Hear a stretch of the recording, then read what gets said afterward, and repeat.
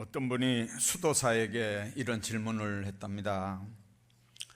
마귀와 예수님의 거리가 얼마나 멉니까? 마귀가 우리에게 다가오는 시간 얼마나 걸리며 또 우리에게서 떠나는 시간은 얼마나 걸립니까? 수도사가 그 질문한 사람에게 이렇게 대답을 했습니다. 형제님, 깜깜한 방에 불을 켜보십시오. 순식간에 어둠은 사라지고 온 방이 밝아집니다. 그렇다고 어둠이 아주 없어진 건 아닙니다. 다시 불을 끄면 불을 끄는 순간 순식간에 온 방은 또 어두워집니다. 빛과 어둠 간의 거리는 없습니다. 빛이 있으면 동시에 어둠은 사라지고 빛이 사라지면 동시에 어둠은 나타납니다. 마귀가 우리에게 오는 시간이 순식간입니다. 마귀가 결코 구만리 밖에 있는 게 아닙니다. 그리스도의 빛이 있으면 마귀는 즉시 사라지고 말지만 그리스도의 빛이 없으면 마귀는 순식간에 우리에게로 와서 우리를 장악하고 죽이고 멸망시킵니다. 빛과 어둠의 거리가 없는 것처럼 예수 그리스도의 빛과 마귀의 역사와의 간격이 없다는 얘기입니다. 여러분들, 사람은 빛이 없으면 사물을 인식하지 못합니다. 아름다운 색도 구분해내지 못합니다. 그래서 빛이 없는 어둠은 눈이 제대로 되어 있는 사람들에게는 늘 두려움의 대상입니다. 그러나 어둠의 자녀들은 오히려 빛을 피해서 활동하는 사람들이기 때문에 빛이 없다면, 어둠이 있다면 어둠 가운데 은밀하게 악한 일들을 도모해 나갑니다. 죄의 속성을 따라 어둡고 후미진 더러운 곳을 찾아서 모입니다. 바울은 에베소 교회 교인들에게 그렇게 얘기합니다.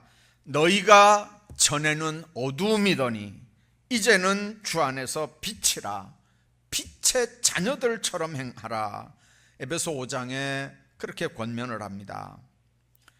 여러분들, 그 전에 예수 믿기 전에 너희들은 어둠이었던데 이제는 예수 믿고 빛이 됐으니까 빛의 자녀들처럼 행하라는 게 에베소 교회를 향한 바울의 주문이었습니다. 어둠은 두려움입니다. 어둠 속에 속한 자들은 존재하지도 않는 적을 두려워하고 피할 수 없는 죽음의 공포에 사로잡힙니다. 이번 코로나 조용해질만 하면 자꾸 터집니다.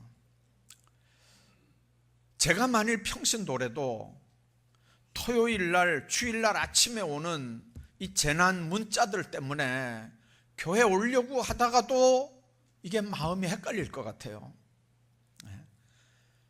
모이는데, 특히 종교시설 이런 데 가지 말라고 토요일날도 문자 오고 주일날 아침에도 문자가 오니까 여러분들, 교회 오려고 하다가도 이게 교회 가야 되는지 안 가야 되는지 헷갈릴 것 같아요.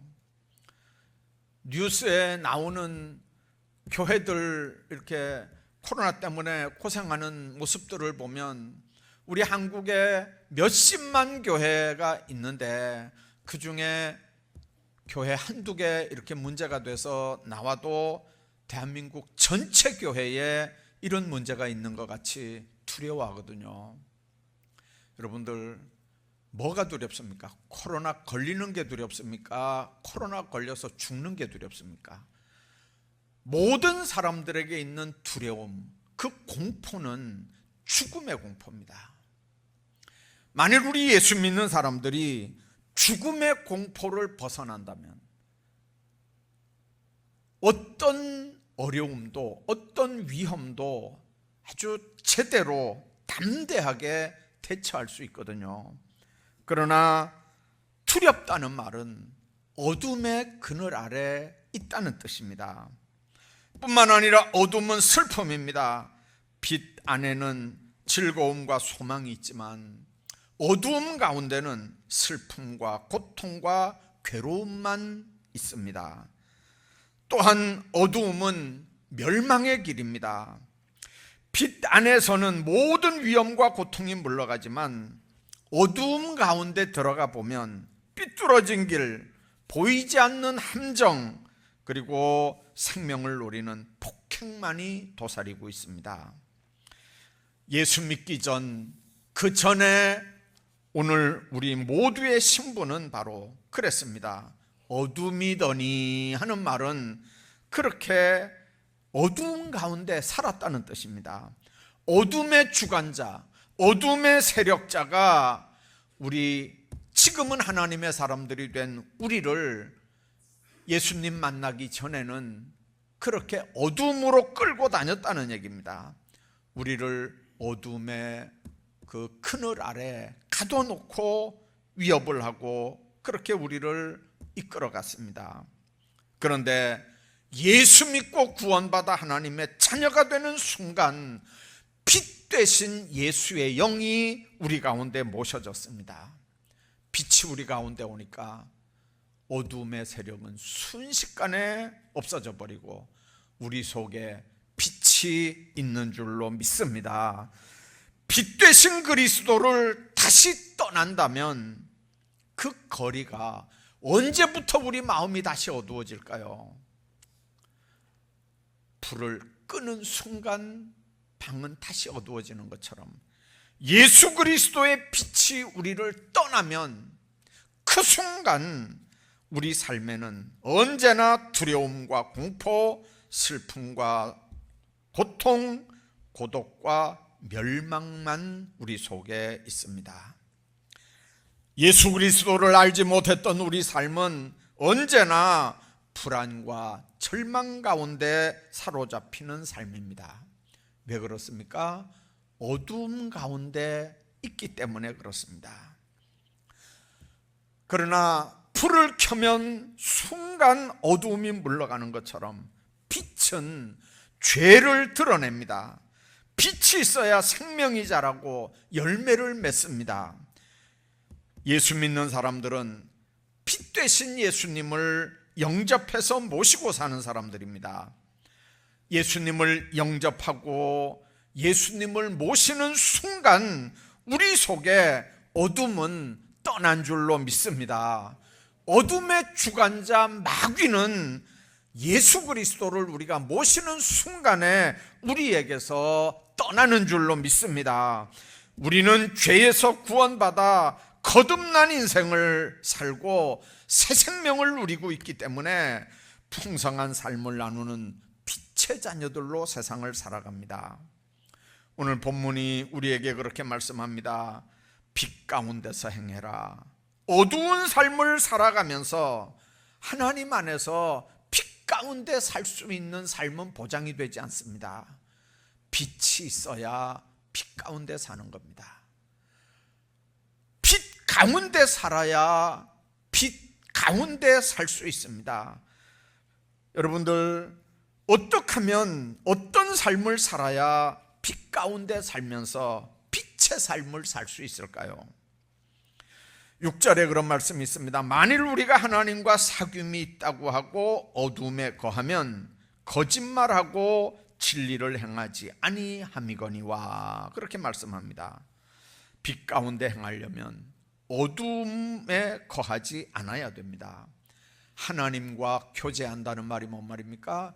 성령 하나님을 우리가 모시고 그분과 늘 교통하잖아요. 기도하고 찬양하고 그분 말씀 들으면서 늘 교통합니다.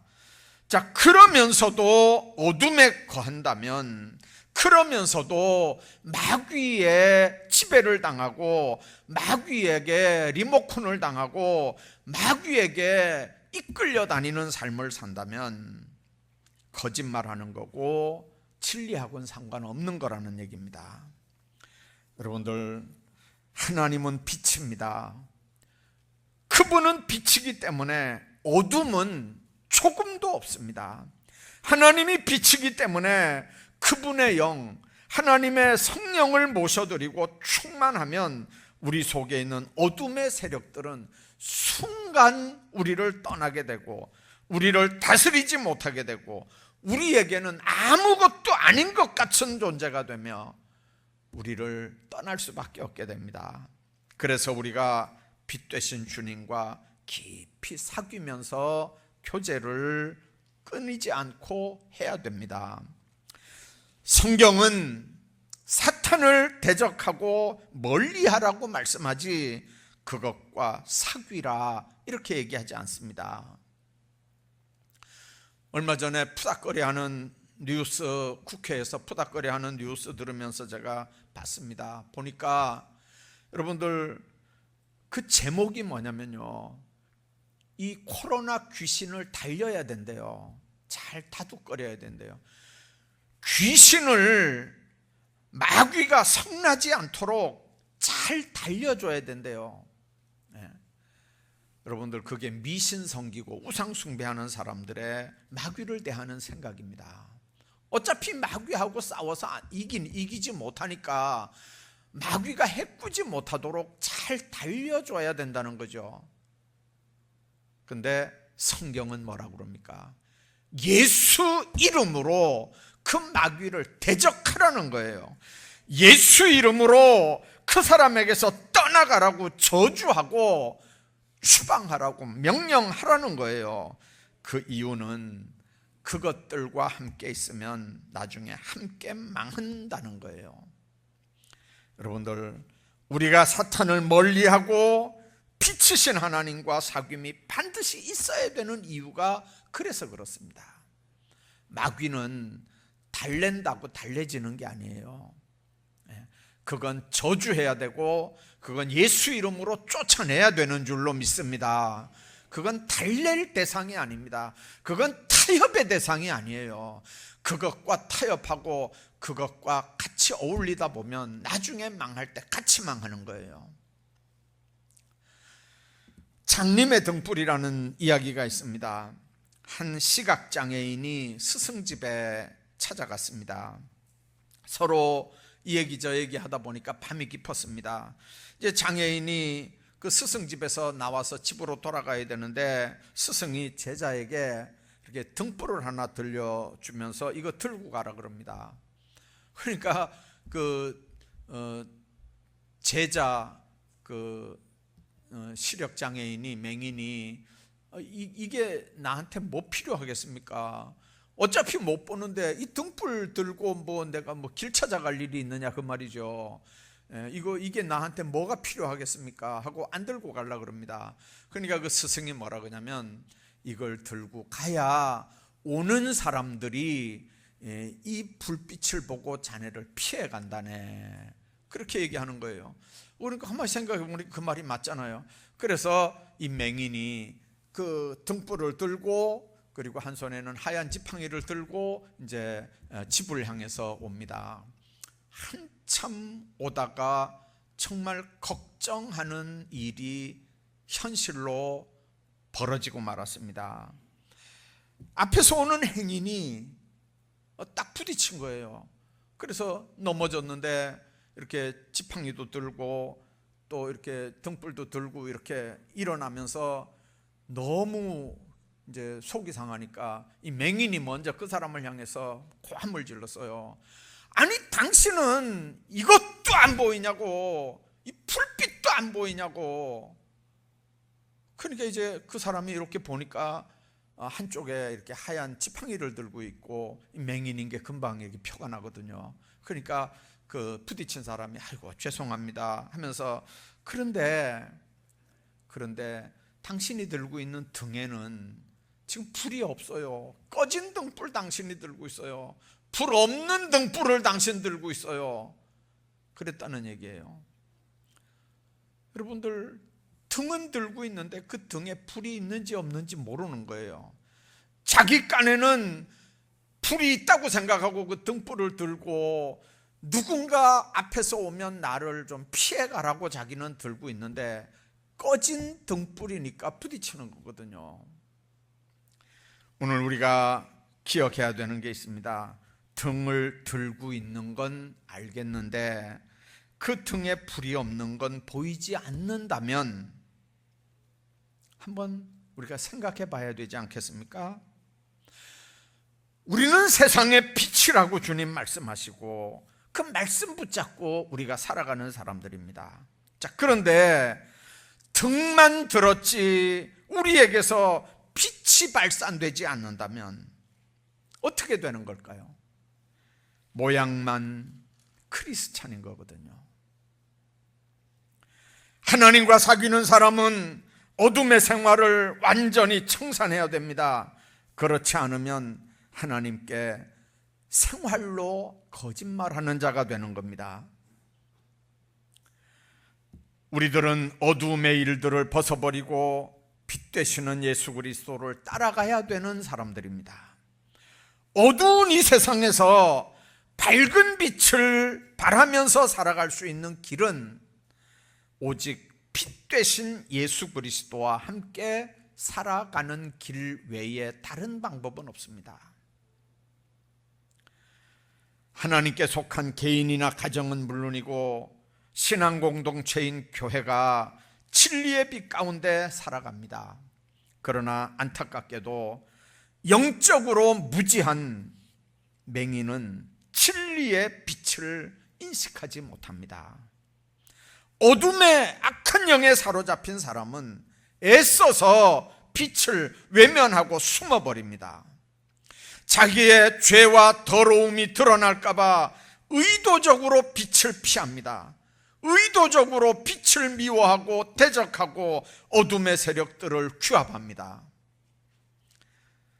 주님 안에서 우리가 기억해야 되는 부분은 생명의 빛 되신 예수님 주님을 내 심령에 영접하고 온 인류의 빛 되신 주님을 바라보고 사는 사람들이 크리스찬이라고 하는 걸 기억해야 됩니다. 예수님은 빛입니다. 빛 되신 그분이 내 안에 들어와 있으면 그 빛 때문에 내가 밝아져야 됩니다. 빛이 내 안에 있으면 나는 등불이 돼야 된다 그 말입니다.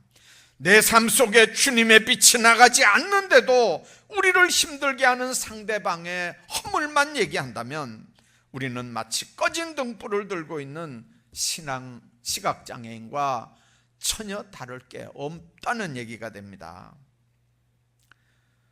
나에게서 빛이 나간다고 생각하고 세상 사람들이 나를 그렇게 봐주기를 바라지만 세상 사람들 볼 땐 내 눈에 빛이 안 나가면 그 사람들은 부딪히고 자기하고 똑같다고 생각하거든요. 우리의 삶을 빛으로 인도하시는 주님을 따르고 우리 삶 속에 빛으로 오셔서 교제하는 하나님과 더불어 삶으로 참빛의 사명을 온전하게 감당해 나가는 여러분들 다 되시기를 주의 이름으로 축복합니다. 뿐만 아니라 빛 가운데 행하면 참된 교제가 이루어집니다. 그가 빛 가운데 계신 것 같이 7절입니다. 우리도 빛 가운데 행하면 우리가 서로 사귐이 있고 그 아들 예수의 피가 우리를 모든 죄에서 깨끗하게 하실 것이요 그렇게 말씀합니다. 이 크라이슬러 차서전에 보면 이 크라이슬러가 자기가 경험했던 유명한 얘기를 합니다. 거기 기록을 합니다. 그 크라이슬러는 우리가 아는 대로 아주 유명한 바이올린 연주가입니다. 어느 날 영국 신사가 스트라디바리우스 바이올린을 가지고 있다는 걸 알게 됐습니다. 그래서 이 크라이슬러가 그 영국 신사를 찾아갔습니다. 여러분들 바이올린 하는 사람들은 알지만 이 스트라디바리우스 바이올린은 세계에서 몇 개밖에 안 되는 정말 수십억을 호가하는 바이올린이거든요. 그 영국 신사에게 이 클라이슬러가 가서 그 바이올린을 팔지 않겠느냐 그렇게 이야기를 했습니다. 그랬더니 영국 신사가 아주 냉정하게 그렇게 얘기합니다. 이 바이올린은 파는 게 아닙니다.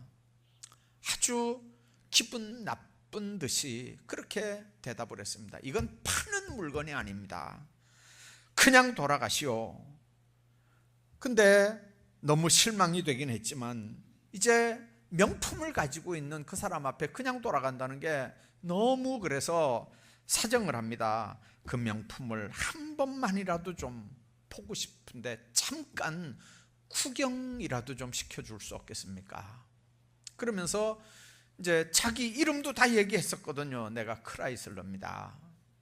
그러니까 그 영국 부자가 이제 그 비싼 바이올린을 들고 있는 사람이니까 그 바이올린계의 거장인 이 크라이슬러 이름은 들어 알거든요. 그 이제 들어오라 그래서 그 바이올린을 이렇게 잠깐 보게 해줬습니다. 이 크라이슬러가 그 바이올린을 이렇게 딱 보고 순간 자기도 모르게 어깨에다가 이렇게 딱 걸고 뺨을 이렇게 대면서 이렇게 연주를 하기 시작했습니다. 보기만 한다 그래 놓고 연주를 하는 거예요. 근데 연주를 시작하자마자 그 소리에 그 크라이슬러가 그 소리에 자기도 빠져들어가는 거예요. 그러면서 아주 연주를 하는데 그냥 그 영국 신사는 그 연주하는 소리를 들으면서 자기가 마치 나뭇가지 사이에 신비한 바람 소리와 함께 나뭇가지 사이로 이렇게 날아다니는 것 같은 그런 느낌을 받습니다. 어린아이의 웃음소리와 새들의 노랫소리, 그리고 천국 성가대에서 천사들이 노래하는 것 같은 그런 감정을 이렇게 느낍니다. 한 20분 정도 이렇게 연주를 했는데 그 연주에 몰입하다가 이 크라이슬러가 느낌 이상해서 이렇게 보니까 그 영국 신사가 막 울고 있는 거예요. 그래서 연주를 딱 멈추고 정식으로 사과를 했습니다. 대단히 죄송하다고, 정말 제가 이 너무 귀한 이 바이올린을 보니까 이렇게 연주 한번 해보고 싶었고 그 첫 번째 소리에 그냥 저도 이렇게 딸려 들어가서 이렇게 시간 오래 끌었다고, 대단히 죄송하다고 이렇게 하면서 정말 너무 이 귀한 명품이라서 제가 살려고 했던 거라고 이제 그렇게 하면서 사과를 했어요. 그랬더니 그 영국 신사가 이렇게 얘기합니다. 그 바이올린은 팔 게 아니라고 그랬지 않습니까? 그 바이올린은 팔 게 아니라고 했지 않습니까? 그러나 그것은 지금부터 이제 당신 겁니다. 그냥 가지십시오. 그 바이올린의 주인은 바로 당신입니다. 그 명품은 당신 손에 있어야 되고 당신만이 그걸 가질 수 있는 가치가 있습니다. 그리고 그 명품을 크라이슬러에게 그냥 줬다고 합니다.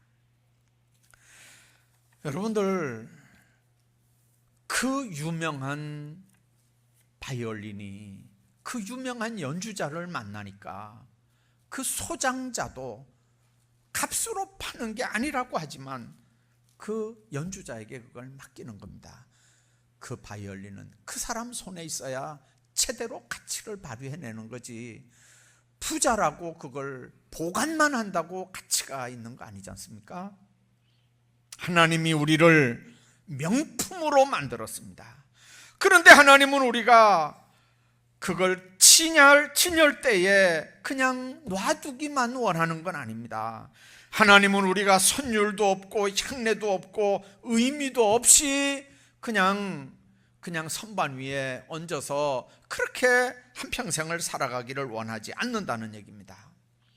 하나님은 우리를 하나님의 자녀로 만들어 놓고 우리를 통해서 아름다운 선율을 내고 향내를 내면서 세상을 아름답게 만들고 세상에 하나님의 아름다움을 전하며 살기를 원하는 거예요. 언제 우리가 가장 향내내는 삶을 살 수 있을까요? 우리를 창조하시고 우리를 이 땅에 보내신 위대한 주인이신 하나님의 손에 잡혀 있을 때 그게 가능하거든요. 하나님이 우리를 잡고 쓰실 때 가능하다고요. 하나님께서 우리를 연주할 때 우리는 가장 아름다운 존재가 되고 우리를 통해서 세상은 아름다워지는 겁니다. 그렇기 때문에 우리가 항상 이런 고백을 해야 합니다. 하나님, 저를 주님 손에 좀 잡아주십시오. 하나님, 하나님만이 제 인생을 연주하실 수 있습니다. 내 삶이 하나님의 손 안에 있기를 원합니다. 하나님께서 내 삶을 아름답게 연주해 주시기를 원합니다. 여러분들 그렇게 기도할 수 있기를 바랍니다. 성경에 기록된 위대한 사람들은 모두 그 인생을 하나님께 내어드렸던 사람들입니다. 그 삶을 하나님께 맡겨드렸던 사람들입니다. 그래서 하나님이 그들을 주장하셨고 하나님께서 그들을 다스려 주셨고 하나님께서 그들을 써주셨습니다. 그들의 삶이 주님의 삶과 함께 움직이고 항상 하나님의 방법대로, 하나님의 뜻대로, 하나님의 길대로, 하나님께 받은 사명대로 살기를 원했던 겁니다. 하나님께서 우리를 쓰신다면, 하나님께서 우리를 사용하신다면 우리는 완전히 다른 인생이 되는 겁니다. 그래서 하나님께 우리 삶을 연주해 달라고 기도해야 되는 줄로 믿습니다. 여러분들 인생을 살면서 누구를 만나느냐는 정말 중요합니다. 좋은 만남이 좋은 인생을 만듭니다. 좋은 작품을 만들고 좋은 선율을 만들어내는 것처럼 우리에게 무엇보다 소중한 만남은 하나님과의 깊은 만남을 가지는 겁니다. 부부가 똑바로 만나도 행복한 가정을 꾸립니다. 스승과 제자가 똑바로 만나도 정말 놀라운 역사를 일으킵니다.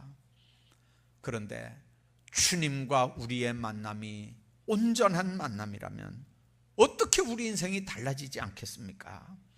그런 만남이 우리를 밝고 희망이 넘치고 계속 공급되는 새 힘을 받아서 험한 세상도 이기며 살아가게 되는 겁니다. 이런 새 힘이 늘 공급되는 그런 주님과 교통하는 삶들을 사시기를 주의 이름으로 축복합니다. 뿐만 아니라 빛 가운데 행하려고 하면 죄의 자백이 있어야 됩니다. 9절 말씀 보면 만일 우리가 우리 죄를 자백하면 저는 미쁘시고 의로사 우리 죄를 사하시며 모든 불의에서 우리를 깨끗하게 하실 것이라고 합니다. 우리가 죄를 자백하면 죄를 사해 주시고 모든 불의에서 우리를 깨끗하게 해준다는 거예요. 자백한다는 말은 자신의 죄에 대한 동의가 있어야 자백하고 고백할 수 있습니다. 구체적인 죄의 고백이 있어야 되고 죄의 자리에서 완전히 돌아서는 의지적인 결단, 회개가 있어야 되는 겁니다. 다시 말하면 내가 죄를 지었다는 동의가 있어야 되고요, 그 죄가 죄라고 하는 고백이 있어야 되고 그 죄를 용서함을 받을 참회가 있어야 됩니다. 의지적인 방향 전환도 있어야 합니다. 죄를 통해 자복하며 또한 그 죄를 인정하는 건 성도가 해야 될 당연한 의무입니다. 죄로부터 구원받는 수단은 바로 죄의 자백뿐입니다. 주님은 의롭고 미쁘시기 때문에 하나님의 약속을 지키시며 공정한 분입니다. 하나님은 회개하며 믿고자 하는 모든 사람들에게 용서를 약속했습니다. 의로우신 하나님은 우리들이 자백하는 죄에 대해서 용서를 허락합니다. 우리들은 매일 삶에서 우리 자신을 돌아보며 하나님께 잘못했다면 자백하고 용서받는 주의 백성들이 되어야 합니다. 주님은 우리가 어두운 세상에서 빛의 자녀들로 살길 원합니다. 너희는 세상의 빛이라고 하신 그 말씀대로 빛의 사명을 온전히 감당하면서 살아야 하는데, 정말 내 안에 빛이 있어야 빛을 발하는 등불 같은 역할을 할 거 아닙니까?